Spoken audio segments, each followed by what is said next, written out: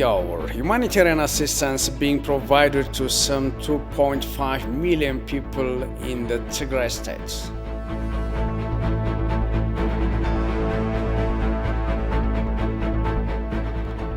And the Democratic Republic of Congo urges calm after the latest Ebola case.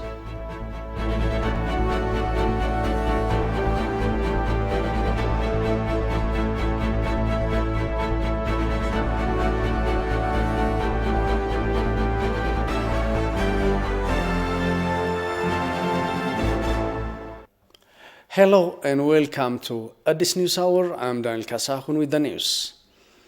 Upon the invitation of the President of the Republic of Burundi, President Sahle Zode arrived in Burundi yesterday for a two-day working visit. The President of Burundi and senior officials of the country warmly welcomed President Sahle Zode and her delegation upon their arrival there. In a press briefing, President Sahle said, open quote, I am honored to visit Burundi as Ethiopian head of state and committed to working to strengthen relations between the two countries, close quote.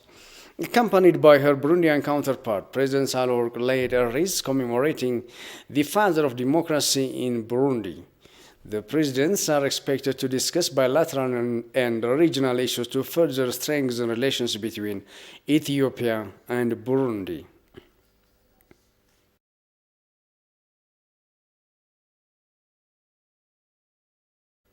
The office of the Prime Minister has appreciated the 10th round Dine for Ethiopia depositors who have sent in their deposit slips. Stili RMI PLC 10 million birr and Mokrea Basse Guia 10 million birr. The office also encourages all other participating entities to email their deposit slips for 5 million and 10 million birr to Dine for Ethiopia at pmo.gov.et.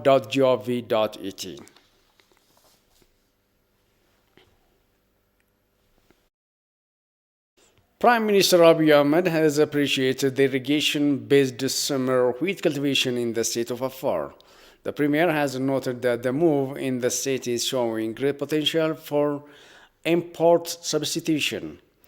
The Premier has also said self-reliance is key to growth, development and prosperity aspirations.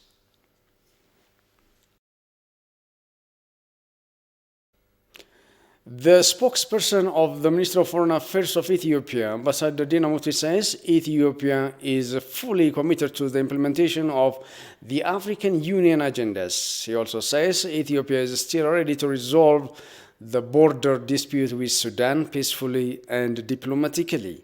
Kasaun Chane reports. Ambassador Dina Mufti has presented the ministry's weekly press briefing, focusing on various diplomatic activities of the ministry. The recently concluded 34th ordinary session of the Assembly of the African Union and the 38th African Union Executive Council meeting, various engagements by the ministry and relevant bodies regarding the humanitarian and rehabilitation efforts in Tigray, including major activities related to economic diplomacy, citizen-centered diplomatic activities, and capacity building of staff members. Regarding the diplomatic activities, the ambassador said that the Deputy Prime Minister and Foreign Minister of Ethiopia, Demeke Mekonnen, had fruitful discussions with UNDP Assistant Administrator and Regional Director for Africa, Ahuna Iziakona, and the Russian Foreign Minister, Sergei Lavrov. It will be proper to raise the successful accomplishment of the 38th Executive Council of the African Union and the 44th Assembly of the Head of States, which was hosted by Ethiopia. This assembly has expressed gratitude for Ethiopia's warm welcome of the delegation. The Prime Minister has congratulated the new leadership of the African Union. The DPM and the Foreign Minister also has addressed the Executive Council, whereas he briefed the Executive Council on the law enforcement operation in Ethiopia and the aftermath process of the reconstruction which is going on so far in the country. He had also telephone conversation yesterday with the Foreign Minister of the Russian Federation, and he expressed the gratitude for the government of Russia for the support they have been rendering Ethiopia throughout the peace implementation process. And both have discussed about strengthening the bilateral relations between Ethiopia and Russia. And very soon there will be Russia-Africa Summit, which will in fact reinforce the relationship between Russia and the continent. Ambassador Dina also stated that the 34th Ordinary Session of the Assembly of the African Union and the 38th African Union Executive Council meeting were successfully held virtually in the COVID-19 pandemic, and access to the vaccine agenda were the top issues. Well, these were some of the engagements. To come back maybe to the kernel of the African Union's Assembly is COVID-19 has been on the top of the agenda. As you know, Africa is committed itself to reinforce its positions and arrive at the solution, which is vaccinations of the COVID-19.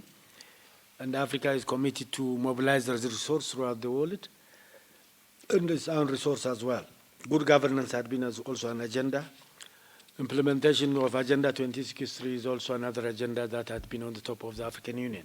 Dina also stated that President Sahle-Work Zewde briefed the 34th Ordinary Session of the Assembly of the African Union on Ethiopia's unwavering commitment to the Union and Ethiopia's stance to peacefully solve the Ethiopia-Sudan border dispute. Besides, the ambassador accentuated that under the motto Rising Ethiopia, the diaspora community is promoting Ethiopia, which receives a stamp of approval from World Travel and Tourism Council, which represents the global travel and tourism. On the front of the economic diplomacy, as you know, there is a movement known as the Rising Ethiopia, which promotes tourism, culture, investment, marketing, extra. And that had been revised, and it has been decided that it should be reinforced and should continue. Diaspora-focused diplomacy, we have repatriated several Ethiopians from the Middle East this week. During the occasion, it was also noted that more than 700 Ethiopians were repatriated from Beirut and Saudi Arabia with the government citizen diplomacy efforts. You're watching at this news hour. The National Disaster Risk Management Commission says 2.5 million people in the Tigray state are being provided with food and non-food assistance. The Commission, alongside the Agency for Refugees and Returnees Affairs, announced that it has been working tirelessly to fully reactivate and continue provision of all the necessary services for Eritrean refugees. Some 2.5 million people in Tigray region state are being provided with food and non-food assistance. The number of people in need of help in the state was 1.8 million before the start of the law enforcement operation has now increased to 2.5 million as 780,000 needy joined the list after the operation. Some 890,000 quintals of additional wheat has reached Djibouti port and will be distributed to beneficiaries soon. Various activities were underway to address problems encountered in transporting aid to beneficiaries. In addition to providing food and non-food support, various activities are also being carried out by the Committee on Peace and Reconstruction under the auspices of the Ministry of Finance and the Ministry of Peace. Meanwhile, the Agency for Refugees and Returnees Affairs said that it is fully restoring and continuing provisions of all the necessary services for Eritrean refugees at Adi Harush and Moyani refugee camps, where nearly 70% of in-camp Eritrean refugees reside. By now, we are glad to inform you that our counterpart, UNHCR, and partners in the likes of IRC, NRC, MSF, and VCT are being to engage in restoring facilities and service in the refuge camps, and the refuge operation is returning to normal conditions. The other two camps, Hizaz and Shimelba, comprising almost 20,000 refugees, attitudes are found in areas where there are still some sporadic shootings with last remnants of TPL fighting in guerrilla tactics. Due to this, normal service was not able to resume sooner. Policy Matters is a conversation platform which aims to provide reasoned analysis and context to the activities, reforms, and policies of the federal government of Ethiopia. Exploring various reforms the government is undertaking, the conversation platform aspires to enable nuanced and informed understanding. The question being doing it both at the same time, both the privatization of Ethio Telecom as well as letting two new operators come in. Don't you think that's too much to bite? Yes, this is a huge enterprise. Yes, it takes a huge toll on us, but it's also so important, so critical for the future of this country that it was doing it this way. So having said that, let me ask you this. Since you represent technically the Ministry of Finance, so I'm going to put this question to you. What are you looking at when it comes to this sector, the telecom sector? Is there going to be resources allocated? If we have to make a difference in Ethiopian economy, the most important thing we must do is to make sure ideas are properly financed for execution. That's what we've been lacking in this country.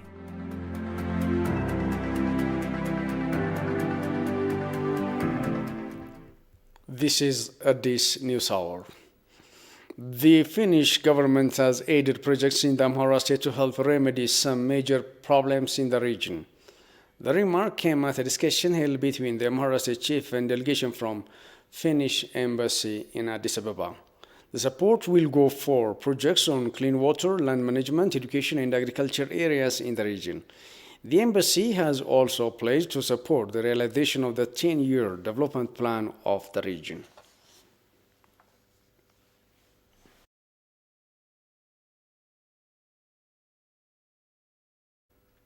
Ethiopia is aggressively working to bring in up to 9 million COVID-19 vaccines during the next 2 months, the Ministry of Health stated. The Health Minister of Ethiopia, Liat Adessa, said that 9 million COVID-19 vaccines will be imported from the country to the country at the end of March or beginning of April 2021. She stated that screening works are being carried out to identify those who will be given first priority in the vaccination drive. The minister said frontline health workers, public health professionals, public support workers, and some other social workers have been given priority in the vaccination.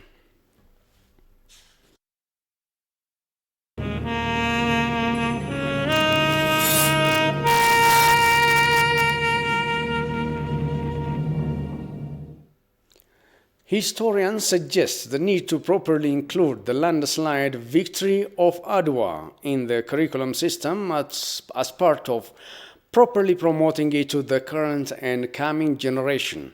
This is in keeping with the historic victory the Battle of Adwa has brought about, breaking the colonial mentality and white supremacy. Allah Teklamare has more.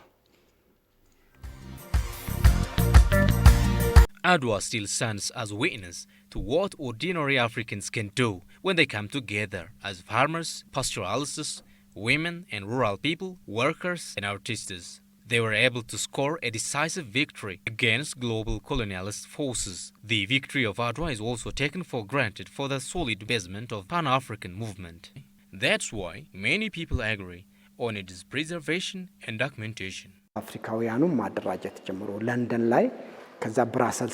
The victory of Adwa has become a springboard for the Pan-African movement. It was a means for Africans to discuss African issues in various global meetings. They first met in London, then in Brussels and in Paris. Gradually, it came back to its origin, Africa, led by Kwame Nkrumah. The main reason was the victory of Adwa, for the colonial mentality was already shattered in the Battle of Adwa. It has therefore become a source of pride for all black people, granting their rights of independence.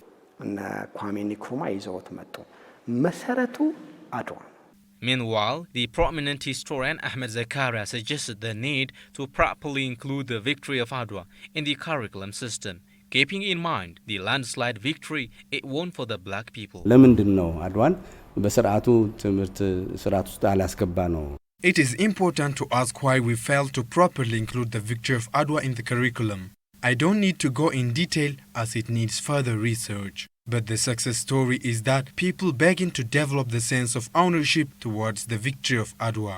Even after 125 years, we are witnessing encouraging movement among the people. We have a museum here in Addis Ababa and in Wuchale to help us commemorate and value the victory at different levels. The battle by itself is highly regarded at global level, and there is no power to scrap that glory by any means, and the victory still testifies to the fact that the black won the victory against the so-called civilized white. These historians called upon Ethiopian citizens to maintain their history, putting aside their differences. Vice President of the Addis Ababa Islamic Affairs Supreme Council says the GERD is no less than the victory of Adwa. In an interview with ETV, the Vice President Sheikh Ali Mohammed had therefore called on Ethiopians to repeat forefathers' unity and determination until the finalization of Ethiopia's flagship project. Sayot Amrat has more. In an exclusive interview with ATV, the Vice President of Addis Ababa Islamic Affairs Supreme Council says Ethiopians should unite to speed up the finalization of the Grand Ethiopian Renaissance Dam. He also mentioned the current high cooperation spirit between government and the public, unlike other times, as a good opportunity to unite public efforts towards national goals. እንግዲህ አድዋን ስናነሳ የህዳሴ ግድባችንን ማንሳት አስፈላጊ ነገር ነው። ከአድዋ ያልተናነሰ ነው ደግሞ ይሄኛው በደንብ ሊታወቅ የሚገባው የውጭ ኃይሎች እውነት ውሃተው አይደለም። The dam means our eyes. How can we see if we don't have eyes? What Sudan and Egypt are asking us is to give our eyes. No Ethiopian is willing to do so. So we should continue exerting the same concerted effort to finish the dam. In this regard, our enemies have not yet understood that the public has now good attitude towards the incumbent. A few years ago, we all have lost hopes with the then government. So everyone is now showing cooperation with the government in everything the government wants. However, the government should punish the bandits in Ethiopia who are working to accomplish the evil missions of our enemies. The Vice President also said the Grand Ethiopian Renaissance Dam is no less than the victory of Adwa. የአባይ ግድብ ብሎ ማለት አይናችን ነው። It is necessary to raise the GERD when we talk about the victory of Adwa, because GERD is no less than Adwa in certain ways. In relation with this, what has to be made clear to foreign forces who assume monopoly of our water is that their concern is never a real shortage of water. So we Ethiopians need to defend this evil interest like we defeated the invaders' interest at Adwa. And this Ethiopian generation should join hands to finish the dam and make history to the posterity. He also called upon the Islam religious fathers to strengthen the teachings on Ethiopianism and on the Abai River.